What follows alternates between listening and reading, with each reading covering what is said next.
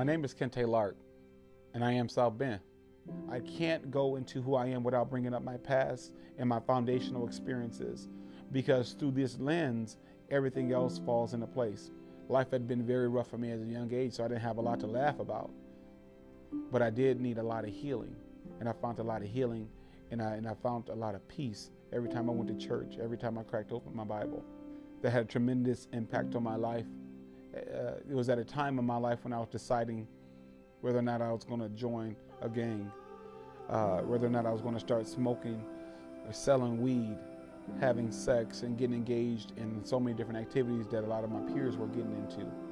Instead, I found myself in church with my hands lifted high. You see, I passed the statistics. I actually lived to see the age of 18. I didn't have to be placed inside of a box, whether that's in a grave or inside of a cell.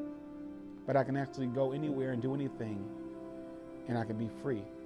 While life was hard, my mother was one who always reached out and helped other people, and she put that into us young, not to be people who just sat by and allowed things to happen, but to get involved and make a difference.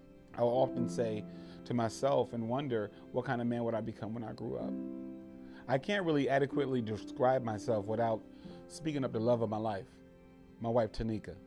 We've been married now for nearly 13 years. We met, actually, as good friends when we were teenagers. When we got older, things shifted. We fell in love in our early 20s. We got married. It was a little different from us because we're not from backgrounds where people traditionally get married a lot. However, we did our best to make it work, and it's still working. We noticed well off into our marriage that we were not getting pregnant and wonder what was going on. So we seen a few doctors over the time, and everything stayed consistent. And in short, without going into too much of our information, the doctors, they let us know that having a baby was just not in the cards for us, that we were not going to be having a child, and we couldn't get pregnant. And that hit us hard, but we yet believed God. At the end of the day, 11 years into our marriage, our baby was conceived, and we had our first child and our only child. Her name is Kiara Nevaeh Marie Lark, and she is a joy, a happy baby, and we're grateful to have life in our midst. My mission and platform is all about inspiring community.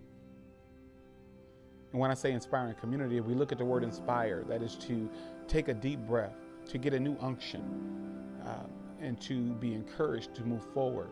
We need to have stronger neighborhoods. We need to have more activities and initiatives that will engage youth, families, as well as seniors. As people are engaged, there's an opportunity for relationship building, empowerment initiatives, and things of that sort. Strong people build strong families. Strong families, in turn, build strong neighborhoods. And when you have strong neighborhoods, that is the foundation for having a strong city.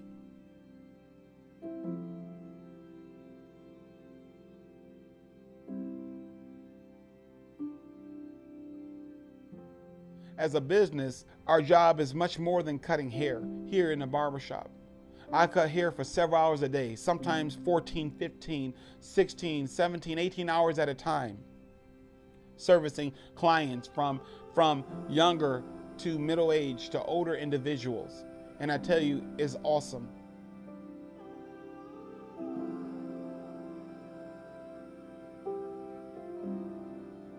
I maintain a good name and I work very hard. However, I choose to stay right here in the trenches because there's more tangibility. We can touch lives and help to change and alter the course of lives, even here at Inspiration Barbershop, through our conversation. I cut hair, literally, from the cradle to the grave. We have homicide and murders that take place within our community. Several of them are young people. That's when I get a call. We got somebody for you. And I head down to the funeral home and unfortunately have to lay a young person to rest by giving them a nice haircut.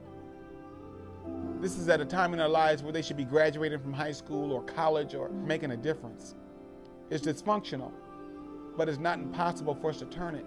It's not impossible for us to begin to speak life over our young people, life over our neighborhoods, so that we can make a better tomorrow. The problem is not that people are saying that perhaps South Bend is a dying city or maybe we won't make it. The problem is that we believe it. I don't care how downtrodden our neighborhoods look. I don't care how impoverished a lot of our children may look at this time. I believe that we can have successful children. I believe that we can have new neighborhoods. I believe that we as a city can become a city of one. And because I believe it, I will see it. I am South